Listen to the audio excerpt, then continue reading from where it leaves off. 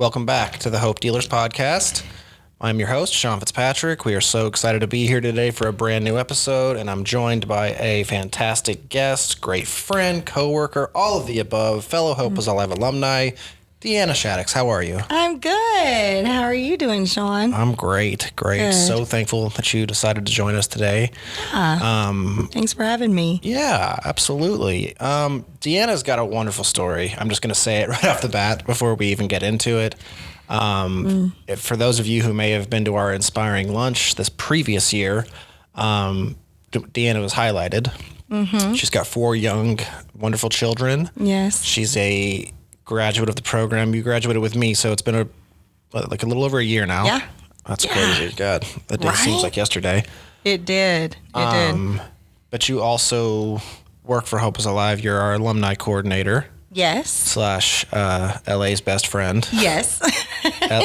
Buddy. Yeah, no, but definitely our alumni coordinator does a wonderful job keeping all of our alumni together and keeping that community alive, whether it be with our meetings and all the outings that we do together. So very grateful for Deanna for all of that. I love it. Yeah. Are you loving the job? Yeah? I love the job. I do. It's so rewarding to be able to take part in the lives of the people who put in really hard work to have the lives that and get to just watch their lives play out. Yeah. And the fruits of the program. It's kind of like the opposite. I was thinking about this before we started recording today. It's kind of like you're like the opposite of a program manager in a way. Yeah. Whereas, all of our program managers, which they all do a, fantastic job. Yes.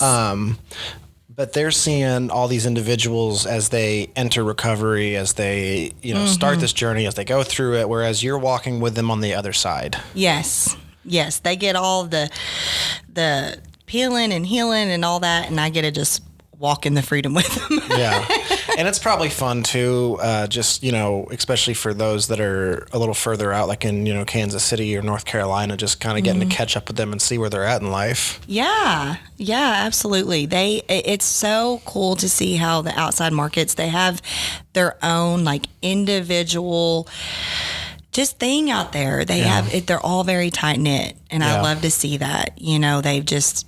We've grown up together in Oklahoma City, but we've got a lot going on in Oklahoma City. Yes. Where it's them out there, and it's really neat. It's really neat to watch. For sure. They have a very strong bond. Yeah, I like what you said about how I've said this before, there is a lot more of us in OKC for those of us who went through the program here and work here now. But there is something to that smaller set of people out in the outside markets. I've said that a lot. I do a lot of traveling for us, and I visit the Wichita crew a lot. Well, the Kansas crew really, because Wichita and Kansas City are kind of becoming one big team out there. Right. And it is very cool to see that just because, you don't see them out there making excuses just because, there's not, 80 of us out here. They still make it their own. Yes. Yeah. They definitely make it their own. And they, whenever I do my I'll reach out to volunteer leaders and see just how the meeting went. And it's always they have just these great and, vulnerable shares. It's a family. Yeah. It's a very tight-knit family. And they are always checking in on each other. They're always, they're just doing life together. Yeah. Still, even outside of the program. Love it. Yeah, it's pretty cool. Well, what brings you here today, we want to hear about, your career and everything, but every story has a beginning. Yes, it does. And so, the reason I wanted to have you on here is for our listeners to hear about your journey, because if you don't get hope from Deanna's story, I don't really know what to tell you. Thank you, Sean. So, Deanna, just to get started, how old are you? I'm 37. 37. When did you start using? The first time I drank alcohol was when I was 14. I started numbing pain with it when I was 15. Okay. So 14 recreational, 15 abusing. Yes. So whenever I look back on my life, there was a pattern. So if I wasn't in a relationship, I was drinking alcohol and smoking weed. whenever I would enter a relationship, I would enmesh in that relationship. And that was where I healed, or I say healed, I wasn't healed at all, but I was finding comfort in whether it was a relationship or whether it was drugs or alcohol. But that's when that pattern started, was at the age of 15. Gotcha. And is it just because, of the relationship thing? Is that why you continue to drink? And is that what spirals out, Yes. Yeah. So I would focus all of my attention on the relationship I was in. And of course it wasn't healthy relationships. Right. I didn't know how to have those back then. Yeah. But once those would start spiraling out and it would come to an end, I found the comfort in the drugs and the alcohol. Mm-hmm. That was the way I coped with it until I entered the next relationship. And every time I would come out of that cycle, or I would, come out of the relationship part of it it was always worse. So the first time it was alcohol. The second time it was alcohol and marijuana. Here come the Xanaxes. It was just, and then once I was 23 years old is when, no, I take that back. I was 27. Okay. Sorry. Is when the opiates and the methamphetamine. I was in a relationship during the duration of my big fallout with drugs and alcohol, from the age of 27 until I got sober at 33. But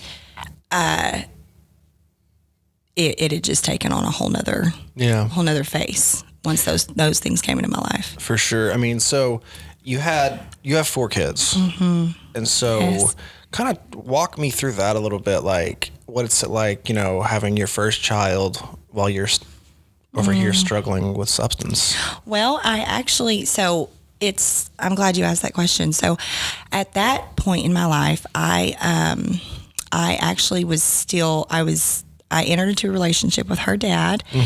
And so entering into that relationship, the alcohol was out of, I was in a relationship and the alcohol was gone. And so I wasn't struggling because I found him. Right. And she and I had her, and, we got married shortly after. And that was really when I felt like life made sense. Yeah. Life just made sense. I was a wife. I was a mother. And this is how it's supposed to look. Yes, exactly. And especially, when I look back over my childhood, like we just kind of have, this thing that is sort of embedded in us, right? Like we're just kind of taught to be married, have children. That's what it is. Right. And so I had that. I had my husband and I had my baby. And so life was better. It was better. And I'm like, okay, well, and mind you, I had no understanding of what alcoholism was. Yeah. I didn't know what the disease was. Mind you, I had, driven under the influence. I had alcohol poisoning in years prior to this, but still there was no awareness. There was no education on it at all. So life is good though. I've got my kid, I've got my husband, and but it's not enough. Well, it was. It was until he was killed in an accident at work. Oh goodness. And that is, we learn about things in Hope is Alive. Yeah. Which are black hole moments. And my actual black hole moment was when I was a child. However, the feelings that I had after this certain experience as a child, I felt very alone. I felt different from my friends. I felt completely isolated. Yeah. After this, particular incident when I was a kid. So whenever all of a sudden I wasn't a wife anymore, I was a widow.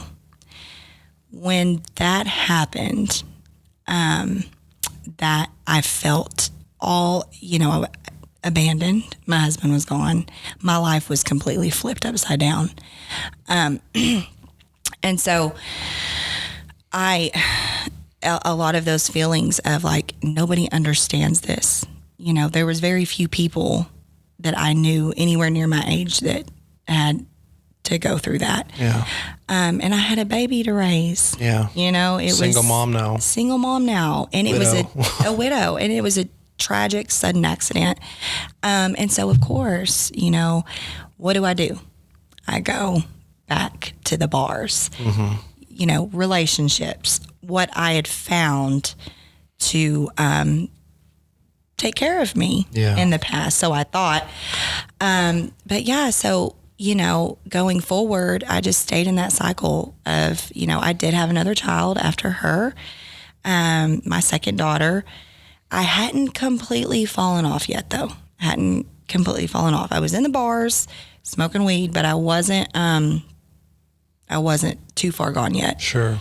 Now, it was, let's see, 2014 is when I was in, my second daughter was 1. I was introduced to opiates. And I had dabbled in them before, but for whatever reason, it took root. Yeah. In 2014. And it wasn't, it was less than a year later. I am introduced to methamphetamine. A month after that, I'm an IV meth user. Wow. It didn't take any time. You know, just whoop. So just like that. Just like that. And that's what started the next 6 years. Yeah. Was extreme chaos. There was 2 blessings I did receive in the next 2 years. I did have 2 more children. Yeah. And those kids were the only thing that kept me alive. The only thing. And I had multiple bouts with DHS during those years. But when you say bouts, can you tell our listeners kind of what that means? Were they? So they would come. Someone would call, make a referral, and they would come in to investigate. The first time, they didn't remove the children. They just kind of monitored our situation from a distance. Yeah. I say distance. They were checking in on us. They weren't removed from my custody. The second time they came in, I'd had my 3rd child at this point. They did remove them from my custody. I went to treatment, and 30 days later, the children were in treatment with me. So, and that was really interesting. You know, looking back on that time, I'm not glad that they had to go to treatment with me, but my oldest, she started to learn about the disease. The counseling there was amazing. That's interesting. You know, how you say that your oldest started to learn. It was probably the beginning of a journey for her as well, right? Oh, absolutely. Yeah. It was. Yeah. And unfortunately, that wasn't where it ended for all of us. Yeah. I did receive, now granted, mind you, the whole time I am in this treatment facility, I'm still on this maintenance drug. I wasn't fully sober. I was off of the methamphetamine. However, I was still on this maintenance drug. So I still hadn't fully experienced sobriety. Sure. But I had no idea that I was still the problem in my life. Yeah, that's what my next question was. I mean, at any point during all of this, you know, do you even want to stop? You know, I mean, it wasn't until it was still years later. Yeah. I still didn't. But because you couldn't grasp that you had a problem. Right. So therefore you didn't want to stop. No. Yeah, my life had to get a lot more uglier. Everyone's rock bottom is different. Yeah. Well, and I think, and honestly, Sean, it was the fact that, you know, and nothing against the way that they did things with me and my kids. They were helping us. But them only being gone for 30 days. That wasn't enough to scare you. No, it wasn't. It wasn't enough to scare me. Like, if that's the worst that's going to happen, right, then maybe this isn't so bad. Yeah. And so I go, you know, my babies got to come back, and I'm there with them, and it was incredibly difficult.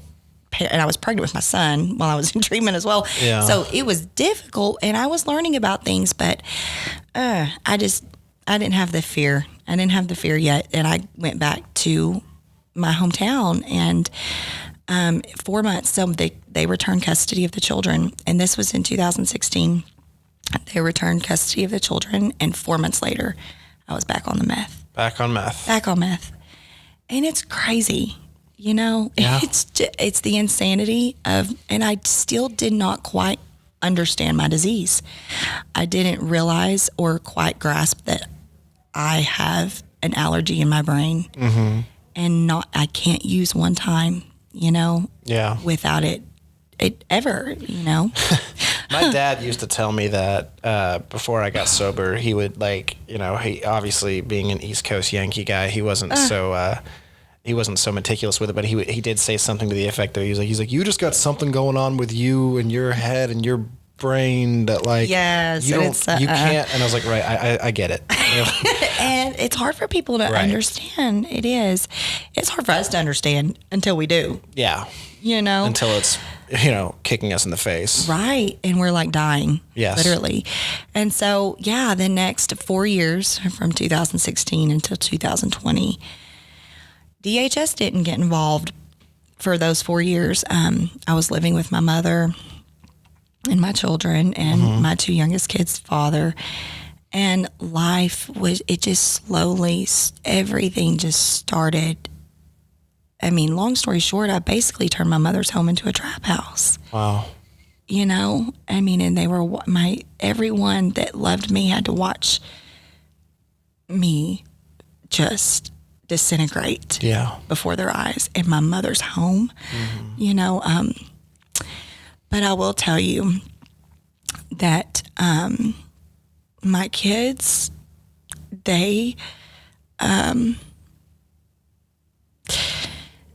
are the true warriors in my story. Wow.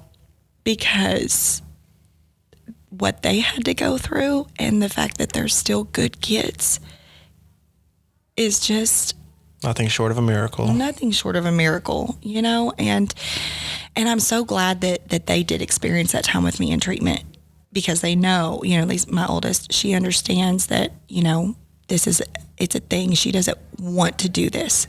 She has a problem, you know? So, the next 4 years, it's just slowly, I'm just hopeless.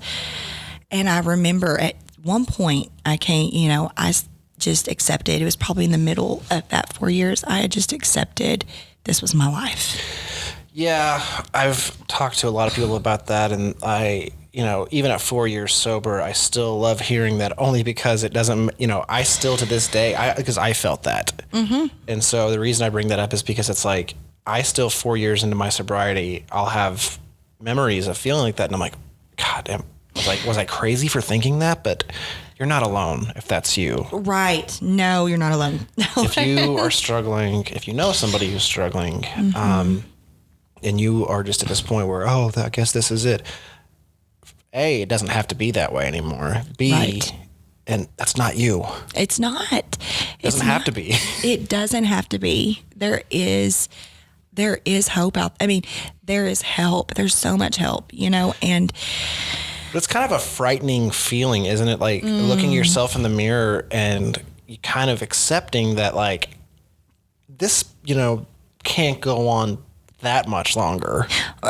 Right. It was like, it's like, this can't either. I'm going to die. Yeah. I'm going to die, or God has to intervene. And didn't have any understanding of God or what that looked like. I mean, I remember by the time I was 28, 29, right before I got sober this last time, I thought I would think about life. I'd be sitting there in a drunken haze, or I'd been up for 3 days on cocaine, whatever. And I remember, like, the thought of growing old or having a family or anything like that it just didn't enter my head. Right. I really just felt like I was at the end. Yeah.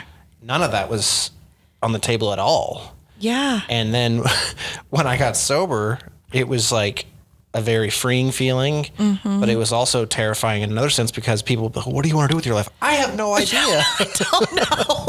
Like, I didn't think I'd be alive still. Yeah, because it's like your brain just totally, it looks at where it's at and, okay, how do I survive? How do, one day at a time, like, how do I survive?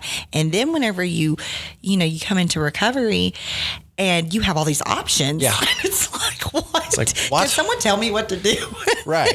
And I think that is such an important piece of Hope Was Alive's program. I will say, in the first phase of like, that's why they tell you to go get a bank account. Yes. Read a book. Go see the doctor. Like, do normal things. Just do all these things that on the surface, they sound, minute or like for, kind of childlike almost. Yeah. But for us, it's like a bank account. What? Like, right. Like, they're going to trust me to have one of those? I have to like walk in there by myself and set this, Yeah. So you're at a point where you're not sure if you're even going to be seeing, be around much longer. Right. And then what? Well, it was a very torn feeling, Sean, because it's like, I really didn't want to live, to be honest. I didn't. I was so angry and I had all of this shame, yes. But it was it's like an outer, I know this may sound weird, but it's like an outer body experience. You literally watch everything falling apart around you. Yeah. And there's nothing you can do because you're so wrapped up in this thing that has this hold of you.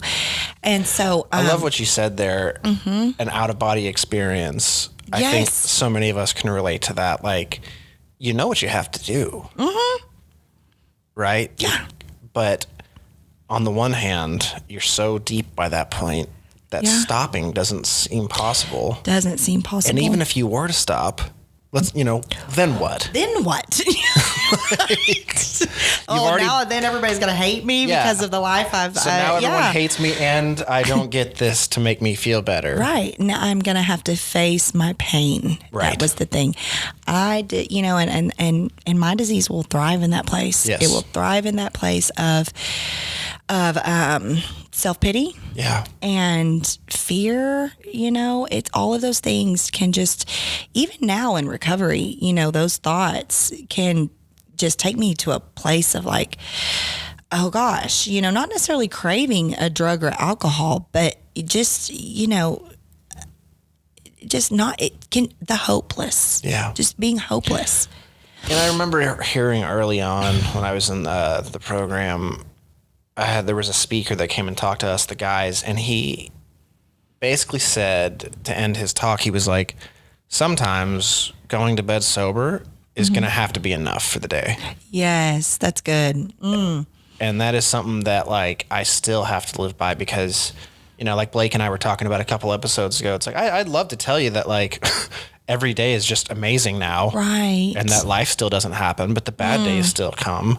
Yeah. Our job is we both work in a very busy environment. I don't have 4 kids at home by myself, so I'm not going to try to compare our personal lives. But you do work very hard and you have a lot on your plate. Yes. Yeah. Well, the point I'm making, I guess, is sometimes getting to go to bed clear-headed is just going to have to be enough. Yes. Right. Absolutely. No matter what. It's a win at the end of the day. If I don't drink, if I don't use, and I just go to bed and everybody is home. Yeah. They may be overnight at everyone's house, but you see what I mean? Like if at the end of the day, that's a win. Yes. That's a win, and just one day at a time. I know we hear that so many times, but it is true in recovery, especially whenever life is on life's terms. Right. And we like to be in control. Absolutely. So, control is awesome. I know, right? But, that's where we get to, realize that we are not in control. All we have, for me, I have found that if it is outside of my hula hoop, my sponsor likes to tell me, if it's outside of my hula hoop, it is for God. Yeah. And there's a lot outside of my hula hoop, Sure. And I'm learning that since the kids are home now. Like Well, before we get there, sorry. I hate to spoil the ending, viewers. Yes, the kids. Sorry. No, you're good. No, the kids are home. Yeah. But I want to talk about a little bit those last few years. Yes. What leads you Yes. to your rock bottom? Talk to me about what every day is like at this point. Every day at my rock bottom. Yeah. Oh my gosh. Honestly, Sean, it's still a blur. Yeah. You know, I was so messed up. But I will tell you, so it's just, you know, it's chaos, it's screaming, it's fighting. The kids are just, you know, we're not taking them and spending time with them. We're just being held up in this room and doing drugs. And, Who's we? Myself and their dad, the two little ones' dads. Okay. Dad, which he's dad to all of them. He's still a dad to all of them. But and that was our life. Like, we were just, you know, everything was wrapped up in the drugs. We would travel for hours to go and get our pills, you know, and there wasn't fun and things like that for the kids. It was very hopeless. And I'm so hooked on the opiates, especially. So it was the maintenance drug was Subutex. Yeah. And I had been prescribed that for 7 years. Never got off of that, not even when I was in treatment. So I had finally accepted, this is my life.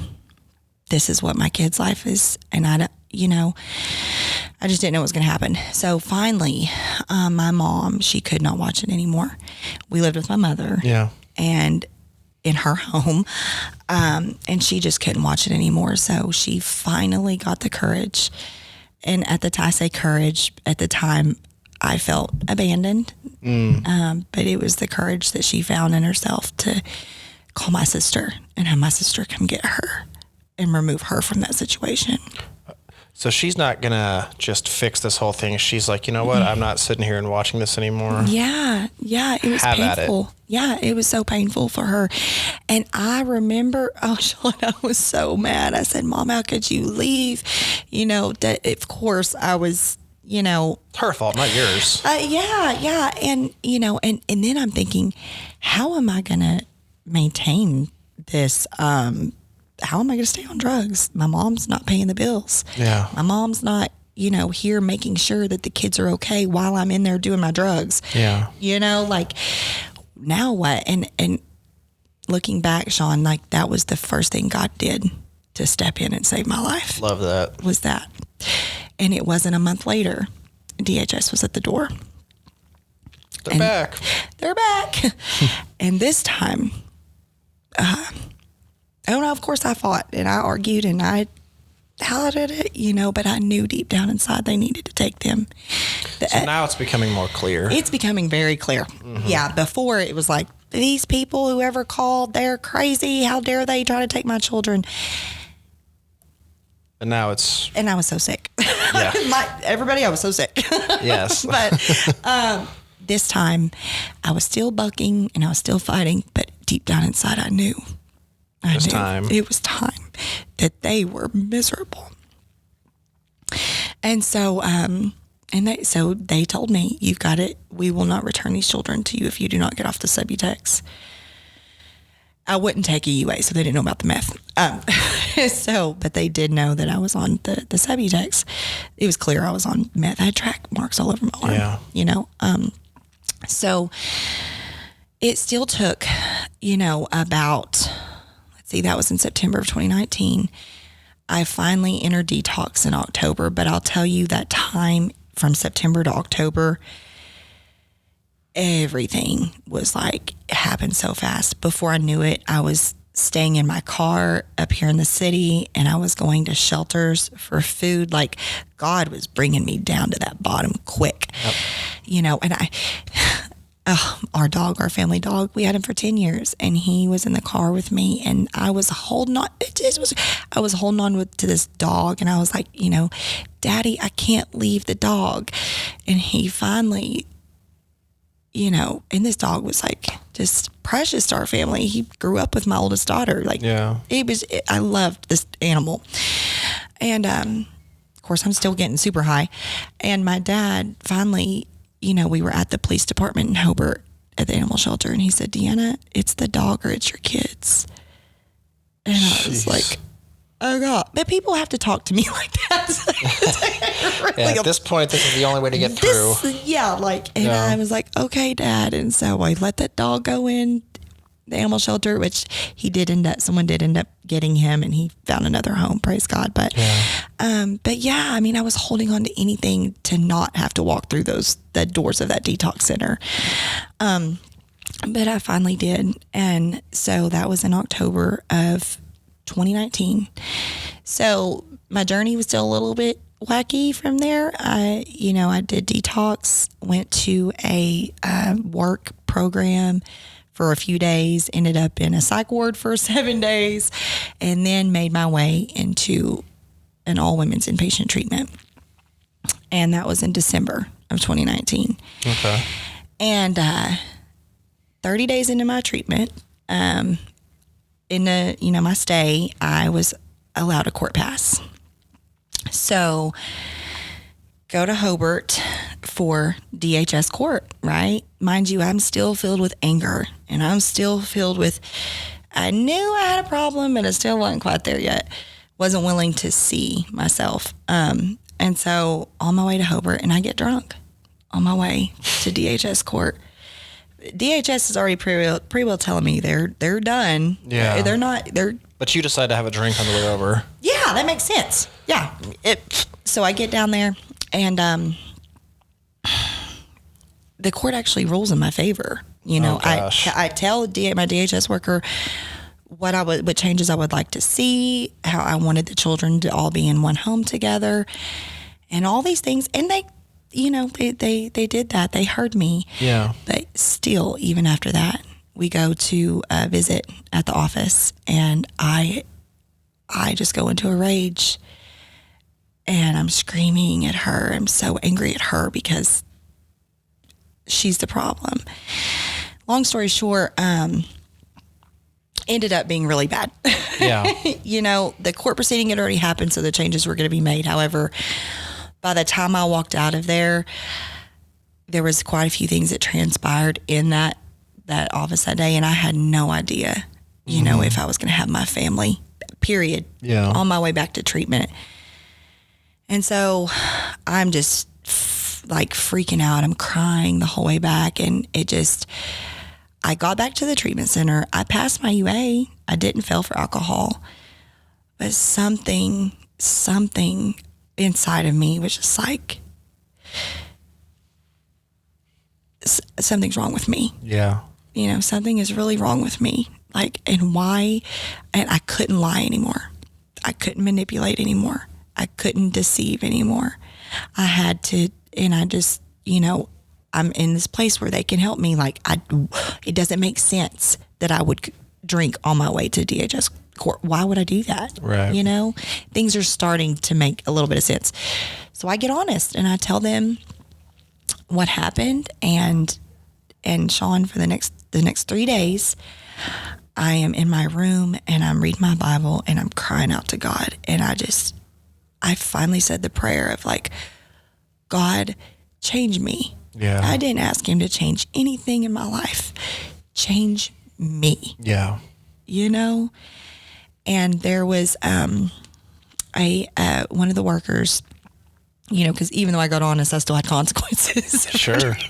So I wasn't allowed to go to church with the rest of the ladies in the facility. So there was a woman who brought a church service in online in the cafeteria area, and I was just sobbing, listening to the worship, and the song was Breaking Chains, right? And I'm listening to it, and I'd been in the Word, and I was just, I said, I'm crying out to God in my heart and in my mind, and something happened to me that morning, and I could just feel just the presence of God over and over, and this peace came over me that I can't even begin to describe to you. I can't explain it in words. Yeah. Now I know it was the Holy Spirit, but at the time I was like, what is going on? But right then I knew. I said, okay, God, okay, I'm with you. You're with me. I'm not alone anymore. Not alone anymore. Not alone anymore. And it was a week later, Hope is Alive came in to recruit. And I knew that that's where I was supposed to be. That was the place for you. That was it. Yeah. Well, these two ladies come in and they love Jesus. And I give them my life to Christ, and so, and one of the women, their children were in a permanent guardianship. My children were heading into a permanent guardianship. And so there were so many similarities. And they talked about how, they had a solution for people who had problems with relationships and drugs and alcohol. The whole package. I said, that's me. Yeah, all of it. Yes. All of it. Yeah. So that was where my journey began. And I haven't relapsed. My sobriety date is January 4th of 2020. And so it's, yeah. Yeah. Yeah. And so, I love it. Yeah, I know. And the rest is just playing out before us every single day up here. Yeah. And the kids are home. They're home. You've got a job. Yes. The place that the journey started at. Mm-hmm. Like you said, you've got how much sobriety do you have? A little over 3 years? A little over 3 years. Yeah. Yeah. And it just keeps getting better. It does. It does. So when I came into Hope is Alive, they, decided that DHS was done. They're going to implement a permanent guardianship. And so I just trusting, I knew I was where I was supposed to be. Yeah. I didn't know how long it was going to take, but I knew I had to do what I needed to do to heal myself. I love that you said that. And I want our listeners out there to hear that because we think that we know best. Man. So often. Yeah. And I've seen a lot of people come in and leave or just not come in because of all this stuff going on over here. Right. Worry about you for a little bit. Yes. Make you better. Yeah. For a little while. Yes. Because if you're not healthy, if you're not well, if you're not ready, then nothing else is going to matter. It's not. It won't. And that's the most important thing is healing yourself. Yes. And and it's okay to do that. It's okay, letting go of the things that happen before the day you decide to get well does not matter. What matters is taking that step of faith. Yes. And saying this is possible and I can do it. Mm-hmm. But you have to want to. You have to want to. You have to want to. And it sometimes it takes others get there faster than others, Yeah. Sometimes it takes longer. But just just getting to that day is what's important. Everyone's story is different, but as soon as you want it, it's there. It is. And there's so much there. Yes. So much that can come. Yeah. Well, Deanna, thank you so much for sitting with us today. Yeah. Incredible story, like I said. I hope everybody out there got as much out of that as I do every time. So proud of you. Thank you. So great to see where you are today. Wonderful mom, wonderful leader up here, wonderful coworker, and someone that everybody out there can look to when they're looking for some hope. If this is your first time listening to the Hope Dealers podcast, be sure to like, subscribe, all that good stuff. Follow us on Instagram at Hope Dealers Pod or at Hope is Alive, and then on Facebook at facebook.com/Hope is Alive OK. And we'll see you again next time for the Hope Dealers podcast. Thanks.